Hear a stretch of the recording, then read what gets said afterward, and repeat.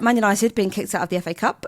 Chelsea winning the game 2-1. They have obviously advanced now to the quarterfinals of the FA Cup. A very, very tight game that needed to go into extra time. This felt like old Chelsea. It felt like the Blues were back in business. The mentality monsters that we go on about. They had the majority possession at Kings Meadow, 63.2%. Had more shots, 23 to United's 14. But then obviously the game remained completely goalless for 78 minutes until Sam Kerr scored an absolute friggin' worldie that we'll get stuck into. But Rach, up until this point, it kind of felt like the win was coming for Chelsea. There was dominance. There was a passion and excitement in Chelsea that I think we've kind of seen them be a bit lackluster in the last few weeks' performances. But for me, this kind of felt like United were on the back foot for a fair bit of this one. Yeah, I mean, it wasn't the most amazing game of football, but I do think Chelsea deserved to win it. I think United looked a bit leggy. They looked a bit tired. I think they maybe made one change from their game midweek, which had been that kind of Atletico game was actually quite a fun game because obviously United were 3-0 up. Atletico had to come out fighting from the get-go, which I think United predicted. So they kind of came out in the front foot as well, and it was quite like a high intensity, particularly in the first half. So it kind of felt they looked a little bit tired, a little bit flat. And Chelsea were maybe able to capitalise on that a little bit. I think Fallon Tullis-Joyce, kept United in it in that first half. She made some amazing saves. And yeah, there was that kind of feeling of inevitability where you kind of knew Chelsea were going to get it over the line. I think as the game went on, I expected them to maybe clinch it a bit sooner. I expected them to maybe win it in normal time. I did think, and Sophie said this to me pre-match, she was like, I think it's going to be tight for 60, 70 minutes.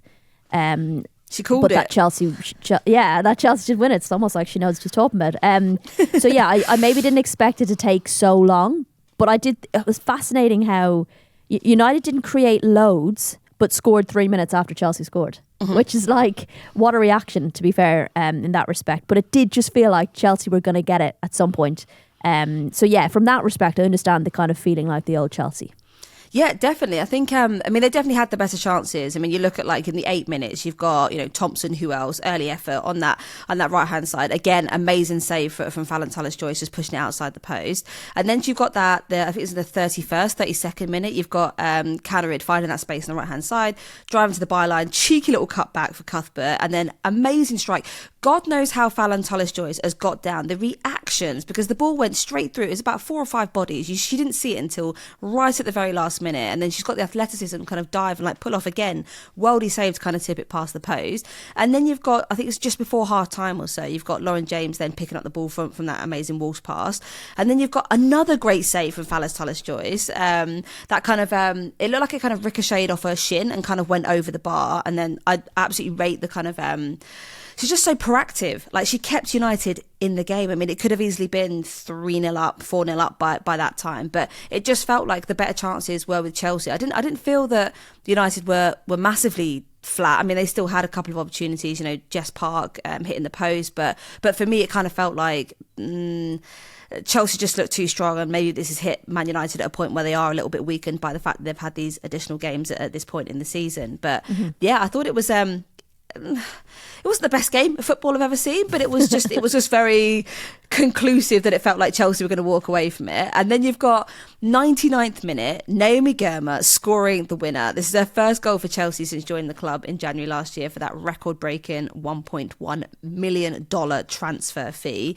Yeah, but I don't think it was a bit of a scrappy one. It was kind of one of those balls, in the box. It's kind of bouncing around a little bit, and then she's just about to get a toe punt on it. And like, obviously the crowd have gone wild. It kind of looks like it's going to be the winner. It doesn't feel like United are going to really get themselves back into it. I mean, did you feel like there was any kind of resurgence from United? Because it felt like there was a resurgence after the first goal, but not necessarily after the second goal. It felt like the game was done in a way. Not really, up until the death, where I think they got a couple of corners and Fallon Tullis-Joyce took off up the pitch. I've never seen her move so fast. I do love when a goalkeeper goes up. So that was probably at the end point where you thought, okay, is it going to happen? But it just felt like when the ball would recycle back out, and you could just tell by the way the ball was landing and where it was coming out to, and you'd have Maya Letizia with a free kick, and it was just a bit like, oh, this is not going our way. So it did feel like there wasn't a huge opportunities where I thought, oh my God, this is going to go to penalties. So yeah, it was a deserved win for Chelsea, I think, an important win for them. Yeah, definitely. And then you've also got Katisha Buchanan playing her first game after 469 days out injured. She injured her ACL in November 2024. Let's talk a little bit about United, because I think you felt like they were a bit flat. They've obviously had the context of having these additional games that they've not had to counter this into their schedules in previous seasons. This was their first loss since Lyon beat them 3-0 in the Champions League on the 10th of December. Of the 17 times Man United have faced Chelsea, they have won only once, and Chelsea have won 14 times. I feel like we've talked a little bit about Chelsea kind of being the bogey team for a lot of teams, but it kind of feels like they're the final boss, like the final frontier, and this kind of like the mismatch in stats just becomes quite a thing that kind of sits on your shoulders a little bit, that it is such a advantage mentally that I think Chelsea go into a lot of these games with. But would you're shaking your head, go on. Not really, no, I'm not shaking my head. I get what you mean. I do, like, these stats are great and all, but I think more relative context is useful. You know, they drew with each other in their earlier game this season in the league. You know, they've drawn with each other before. Obviously, United beat them in the semi-final of the FA Cup a while back. However, they have then been beaten comfortably by Chelsea. Last season, I think Chelsea beat them twice, 1-0 in the league. So I feel them getting the win over Chelsea in the FA Cup a couple of years ago and getting draws more recently. They don't maybe seem as much like the bogey team anymore, if you know what I mean. And I don't think United would maybe feel like that anymore. I think they feel that they're fully capable of beating Chelsea. So maybe I get what you mean. I did say they used to be the bogey team for a while, but I just wonder if that's maybe less of a thing now, despite them losing, because they'll look at that and say, you know, we pushed them to extra time and it could have gone either way. That's how they'll look at it. But you know, when we think of the performances since that Lyon loss, there's been games that haven't been pretty, but they've gotten the win. You know, we think back to that London City Lionesses game where London City deservedly could have been more comfortably in front in the first half. And I think for United, they are experiencing for the first time what it's like to be going further in the Champions League and managing these big fixtures and these fixtures that matter and that have a lot of weight behind them. And, you know, they'll have the Subway League Cup final coming up. So it's all experiences that they will get under their belt, and you know, next time should they face it, they'll potentially come out better, or they'll say we need more depth so that if we're in this situation again, we're able to handle it better. So it's all those moments that, like, I think Mark Skinner has often said it, they need to experience them then to know how to learn from them. So they'll be frustrated, but it's kind of for me it's kind of understandable given the midweek games they had to play. Yeah, for sure. And I think it's always an interesting time for teams to match up against each other in a tournament where in a few weeks' time, obviously, like you said, they're going to be facing each other again in the Subway League Cup final. And I don't know whether it's like necessarily a good thing that you kind of have that win under your belt that kind of builds confidence. It's like, okay, we're going to go and do this. We know how Man United are going to set up X, Y and Z. Or actually there's a kind of like Man United are going to come out full force. They've been knocked out of one competition and then they're not going to want to let the other one go so easily. Not like any of them go easily, but I feel like there's an interesting kind of dynamic, I think, when two teams face each other very close together in fixtures that essentially mean silverware. I think the fact that this is the final and it's the first time in that final. Also, we'll be coming back from a 3-week international break. So for some of those players that they have that maybe have niggled, haven't been 90%. Sorry, I'm trying to say 90 minutes fit, or like fully fit, if you like. You know, the likes of Rolfo, for example, I think they'll hope to be coming into that game with more depth and won't have been juggling that really big fixture right beforehand. So I feel like both teams will be coming a little bit fresher, you know, so it kind of gives the game a little bit more of an edge. Do you reckon? Or who do you reckon? All right, okay, so who do you think, on balance then, who do you think is going to be winning? We're going to do this pre-Subway League Cup, and I'm going to probably say the same thing, that it's hard to call this one. I think if Chelsea had kind of blown United away at the weekend, maybe you'd think differently. That it's essentially their first game back after the international break. So that's another element, I think, that makes it difficult to call. Will Chelsea have some players back if we were injured, you know, or more ready to start games? You know, I think maybe Sam Kerr, I don't know whether she was fit enough to start against United, I don't know, but not being able to start a natural number 9 for Chelsea, I think that makes it a tougher call, knowing that that's their first game back, and it's a huge game, and it's a final, and players will be coming back off the international break. How are they going to be feeling? How are they going to be fitness-wise? It's a lot to contend with. Yeah, definitely. Teams. But I think at the same time, I do feel that there has been, Chelsea have been kind of riding this, like, I don't know, it's been a wave of inconsistency, I think, in 2026. Obviously, like, there's some really unusual, obscure things that have happened for Chelsea, getting those, like, back-to-back losses. That was not ideal for Sonia Bonpasta. Loads of people kind of calling for whether she should be losing her job, and then the sort of drama around that we obviously feel was completely just a bit crap and unnecessary. And then but Paul Green leaving. And then Paul Green leaving, and people kind of wondering what's going on behind the scenes, and whether there's some kind of argy-bargy that's going on between, the backroom staff. But then also at the same time, you've got a Chelsea that seems to be emerging a little bit kind of, there's an air of spring around the Blues at the moment. Third win in a row. Lovely. After their recent wobble. Obviously a nice boost in confidence to be beating a team that currently sits above them in the WSL. That wasn't the kind of given that we would have seen a couple of years ago. We were going like Chelsea will win Man United. This was a tough game, and they knew that.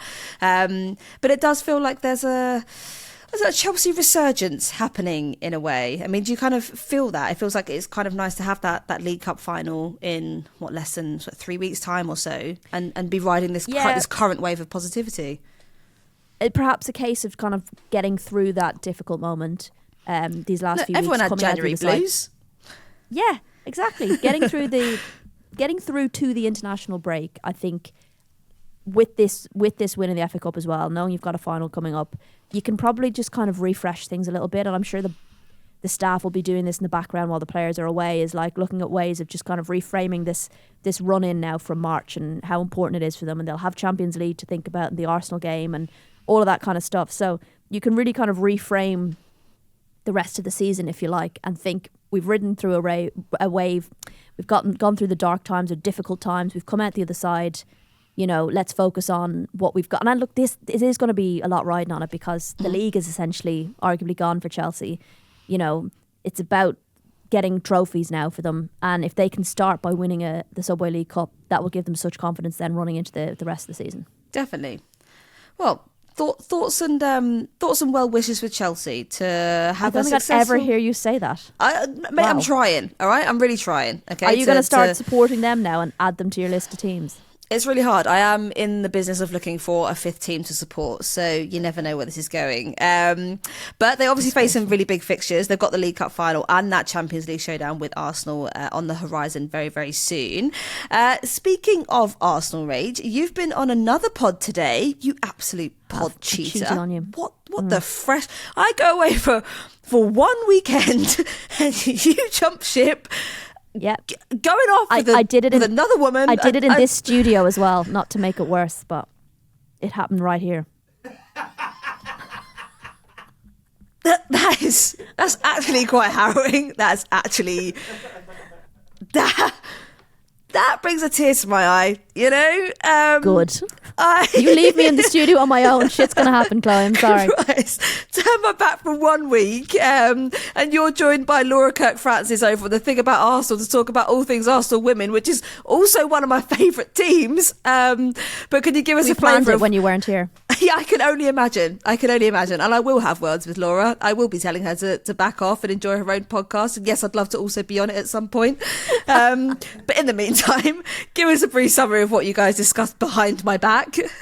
We talked about the fashion and the clothes. No, I'm joking. We were kind of looking at Arsenal's resurgence in 2026 and trying to pinpoint what exactly has changed. What have they touched on to make their form better? What success might look like for them this season, that kind of thing. Trying to dig down into what's going so right for them at the moment. Well, I definitely will be listening in, despite the betrayal that I feel. No, that does sound absolutely awesome. Arsenal fans, definitely go and subscribe to The Thing About Arsenal for a new episode on Arsenal women every single Tuesday. It's a fantastic listen. After the break, we chat with another hero of this season's FA Cup. So we are super, super excited that we've got an amazing goalkeeper. Thank God we don't get enough goalkeepers on this show. With Oxford United goalkeeper Maddison Millington-Stanbury. Maddison, thank you so much for joining us. It's been quite a hectic week for you. Before we get stuck into the drama of the season and how that's been going, obviously Sunday, talk us through it. You narrowly lost to Charlton in the FA Cup. Obviously, the result is super disappointing. But given Charlton are WSL promotion favourites, 9 points clear at the top of the WSL2, how many positives were you taken away from this performance? And talk us through a bit about the game, because it was so dramatic and so close. Yeah, I know. So obviously, it was a positive outcome for the end of the game. Like, we were expecting to lose that game, but we were kind of wanting to hold them out as long as possible. But coming back off from the win against Bournemouth on the Wednesday night, obviously they've been unbeaten for nearly 2.5 years. We were very positive going into the Charlton game, but holding them out for about 75 minutes at 0-0, and it was very much 50-50 possession. And then we gave away a penalty. One of our players handballed it, became a goalkeeper for about 30 seconds and handballed it off the line. So she got sent off, and then the penalty was an insane penalty. Like, no goalkeeper's going to save that. And then we were still dominating after that we conceded the goal, but we just couldn't find our goal near the end of the game. So losing 1-0 to, like you said, a WSL promotion team, we can't ask for anything better. Like, that just shows that we should be playing at that level and what we're capable of as a team. So yeah, it was a very good game, especially with the crowd that we got as well. I think we had a record attendance of 1,185. So that was really good, very positive. So we were all buzzing after the game, even though we lost.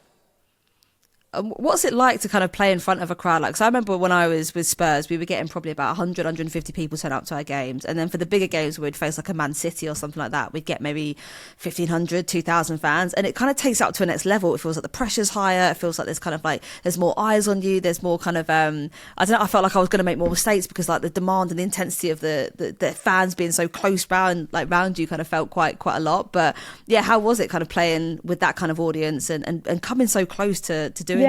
I think it thrived all of us as players. Like, having so many fans that are there to back us and support us made us want to win, and like we just thrived off that.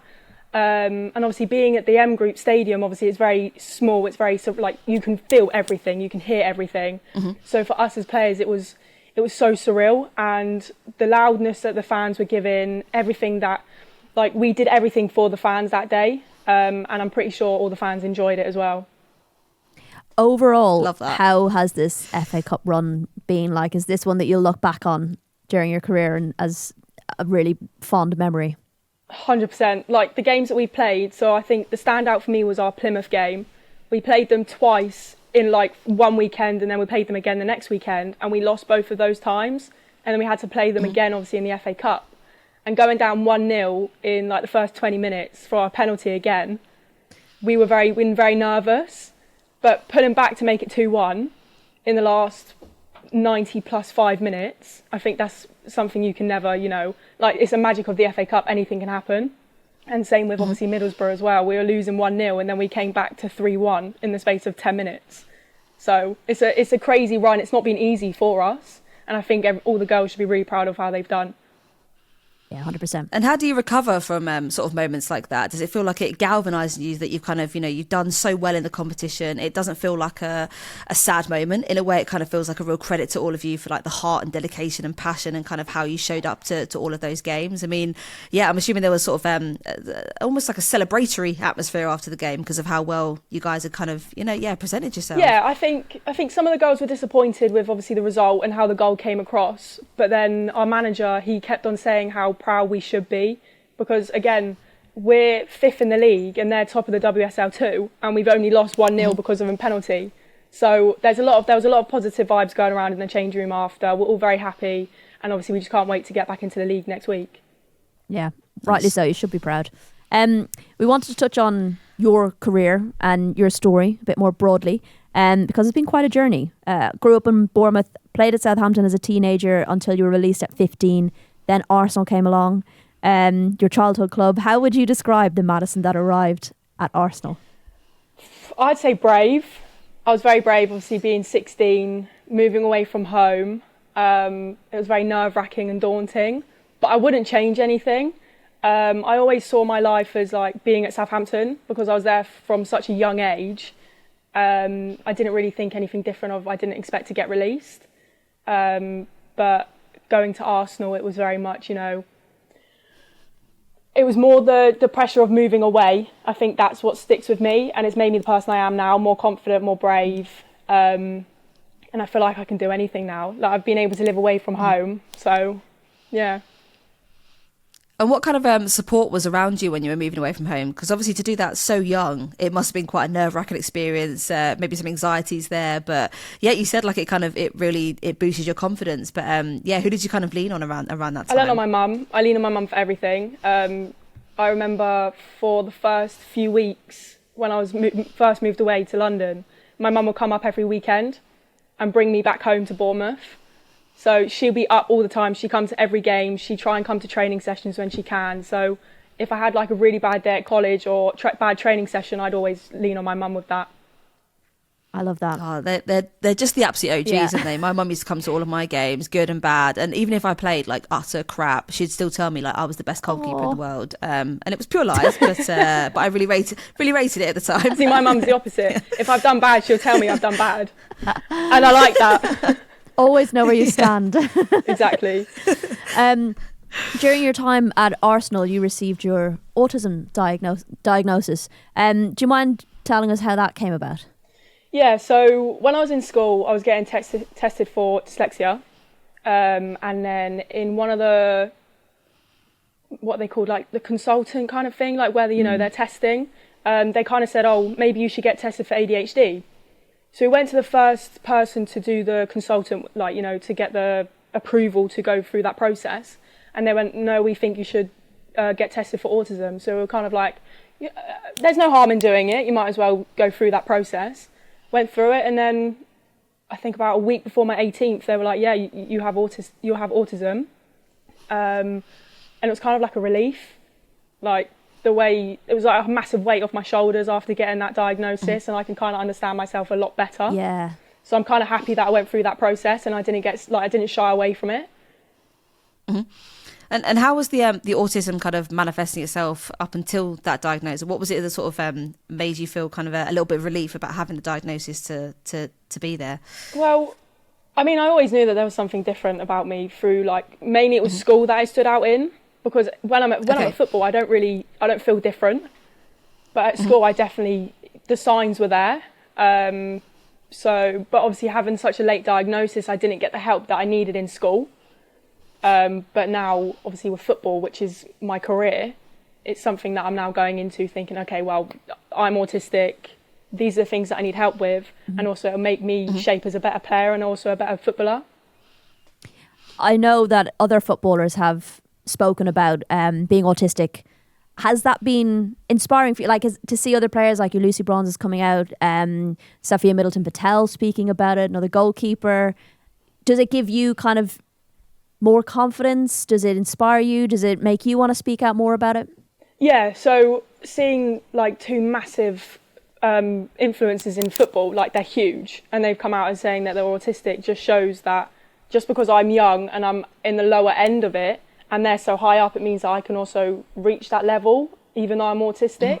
So it gives me that bit of hope and like a bit more confidence to stand out, say it loud and proud, and not, you know, don't really care what other people think, because if they're at that level, then nothing's going to stop me and nothing's going to get in my way to get to that point either.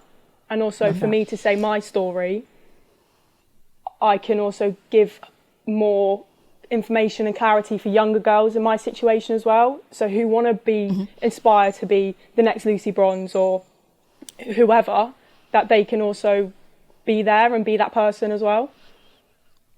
Absolutely love that. And I think in terms of what you were saying there about, you know, you sort of felt the impact of the autism diagnosis when you were at school, but less so on the football pitch, and football being maybe felt like a bit of an equaliser for you in some ways. But is there any ways that you found that your diagnosis has kind of impacted, you know, training schedules, or any adaptations that you feel have been really helpful to have made because of the diagnosis at all? I feel like I like the fact that at the start of the week, Oxford hand out what the schedules are going to be, the timings and everything on the Monday for the whole week, and that really helps because I can plan my day like from the start. So like I can plan when I'm going to wake up in the morning, what time I need to leave to get to training, or what time I'm going to finish football. So it's that kind of stuff helps me massively, so I can plan. I'm a massive planner. I can't just wing it, and I can't just be like, oh, it's whatever, it's going to happen on the day. So that is probably the biggest thing that stands out for me. That has helped me massively this season. Speaking of Oxford United, that move came last summer. What's it been like moving there? It's been surreal. All the players, all the staff. I came in at the start of the season. I made it very clear about my diagnosis, and they've all stood with me. They've made me very well. They made me feel very welcomed. They've had conversations with me. They've taken time out of their day to support me, and it's like a place where I feel like it's like a second home for me there. The girls, they're amazing, and obviously by our journey as well, like with the league, it's not where we want it to be, but these things happen. But now we've got to the fifth round in the FA Cup. I don't think we can really complain about anything else at the moment.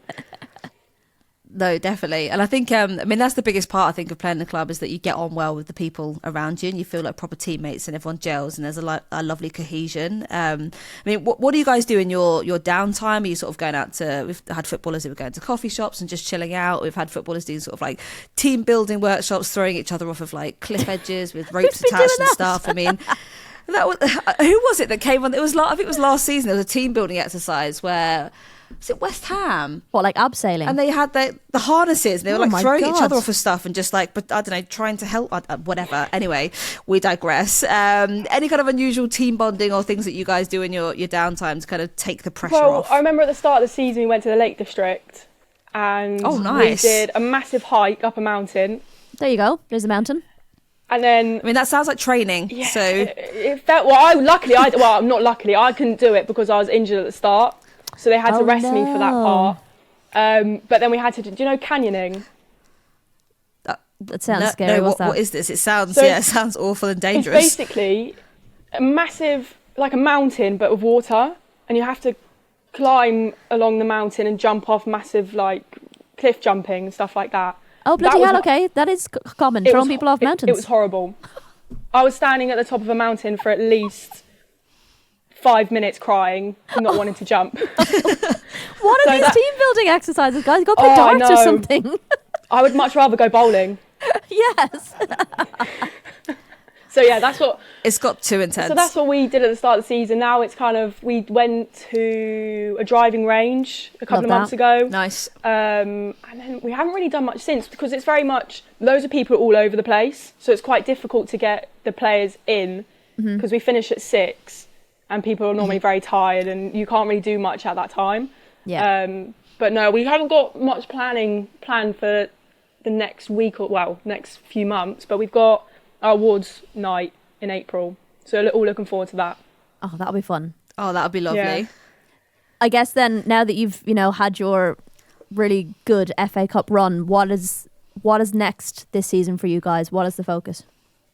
I think the focus is get as high on the table that we possibly can. I feel like 4th is where we want to sit.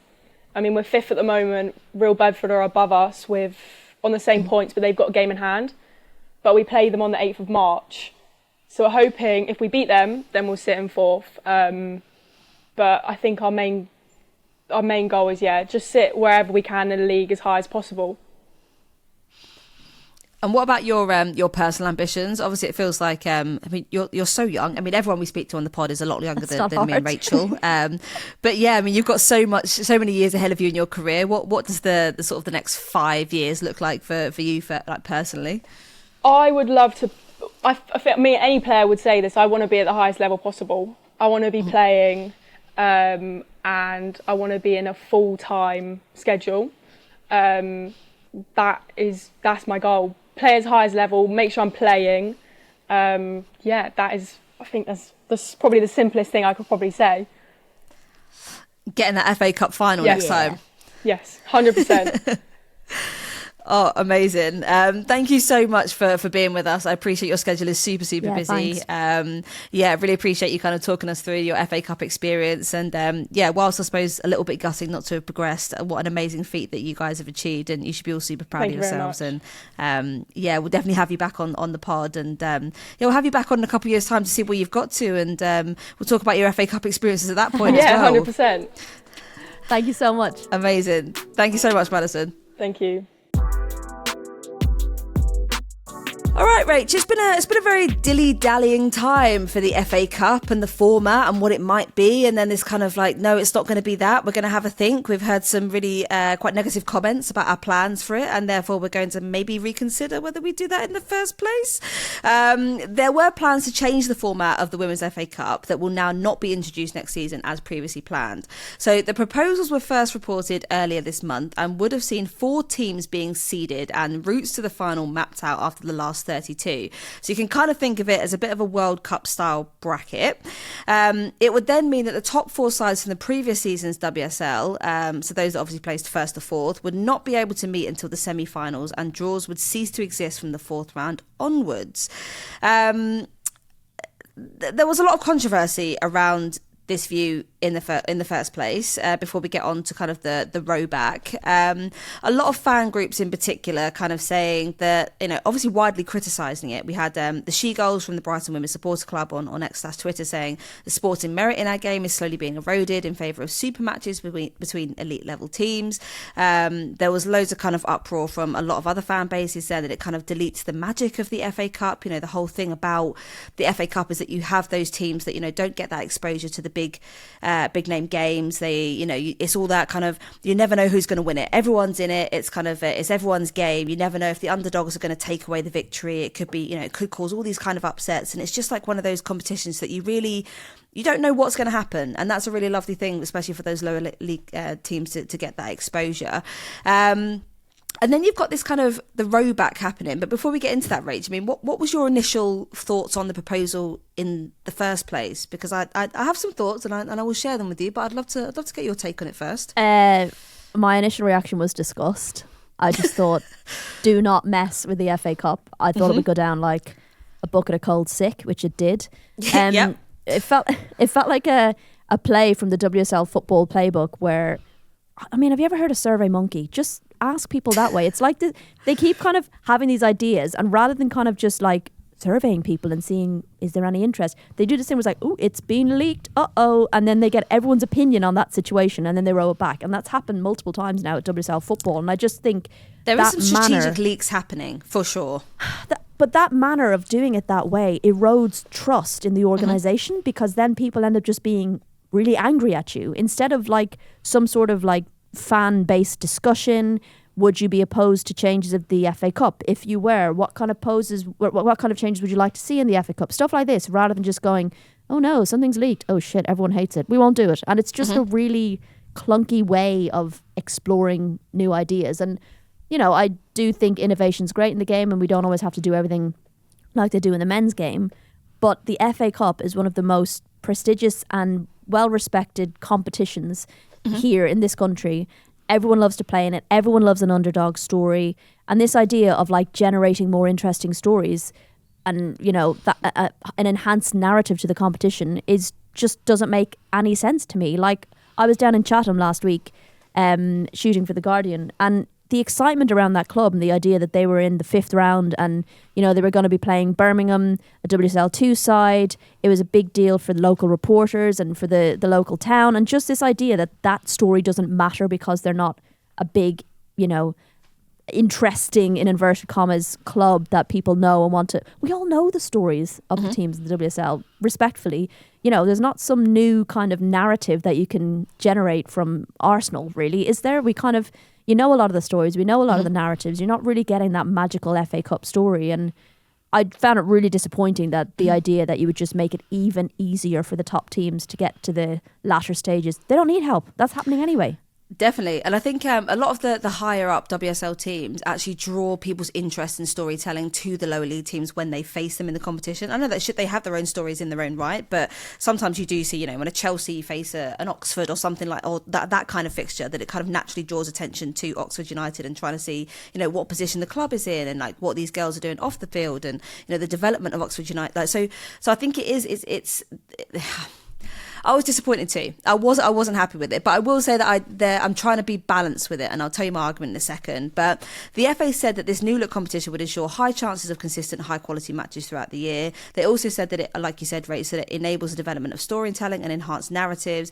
It enables also clubs and fans to plot their road to Wembley Stadium, building momentum and excitement whilst also supporting operational planning, and that it will strengthen commercial potential. So I do get the argument that I suppose there is sort of, if you have kind of fixtures that are predetermined, you know where they're going to be. It also helps with the planning of how you promote these games, the advertisements that you do around these games. It gives them a bigger lead up time. I don't understand how it affects the schedule, because you're still playing the same number of games to get to the final ultimately. And arguably, if you're playing tougher teams, then you've got less of a chance of rotating your squad, and being able to give players minutes against lower ranked sides. And you just miss out. Like, the magic of the FA Cup is, I just want to say, you disagree with totally it. Advocate. Yeah, I disagree with it. 100%. I'm just trying to find the counterbalance yeah. arguments to it. 100%. Yeah. And I don't really understand how not having the top three teams, the teams of the Champions League, doesn't commercially affect the Subway League Cup. But Definitely in order does. to improve the commerciality of the FA Cup, we need to have these bigger teams in the latter stages. Like, how can those two arguments coexist? But no, like, one of my favourite games of the FA Cup so far this season was Bournemouth versus Manchester City. I loved it. I loved going to a smaller ground. I know it wasn't Bournemouth's regular ground, but Manchester City coming down there, how excited Bournemouth were, swapping shirts, like stuff like that. That is what those stories are about. They're the games that these players will talk about in years to come.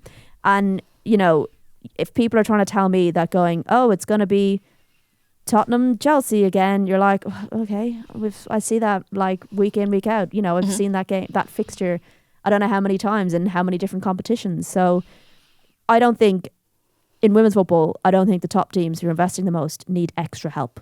The extra help needs to go elsewhere. The funding is a massive part of the FA Cup. The increase in funding these teams are getting now is huge. And, the money Town are going to get from getting to the fifth round is huge. If they're suddenly making it more difficult for those teams to get further in this competition, what is the benefit? No. Didn't like it, don't do it, and also stop doing these silly leaks to gauge people's opinions. Just do it in a Survey Monkey. I don't know, find a platform 100%. To discuss with people rather than this. You're just pissing everyone off. I think also just get the heads of these fan supporter groups in a room and say, guys, we've got this idea, we're trying something different, which everyone rates the innovation. We get that there is going to have to be, I don't know, some way of redressing the balance with some of the top WSL clubs and the bottom WSL clubs, but essentially it does come down to investment. But we have had a couple of people from the Fulham Women's Supporter Club saying it is obviously a ridiculous idea. It goes against all the principles of the FA Cup. I'd actually like to see the WSL teams come in earlier rounds, which is super interesting. Because I do think earlier team involvement does increase the kind of the attractiveness of kind of the trying to get people to those games. If you've got like a 6-tier side playing a Man City, you better believe that those will be one of the most watched or well attended fixtures that those clubs play. Well, those watched because it's so hard to bloody watch these games at the moment. Also, if we talk about loading, we can't argue for improving and loading and then suggest that they come in earlier. Then that's more loading. That's more problems.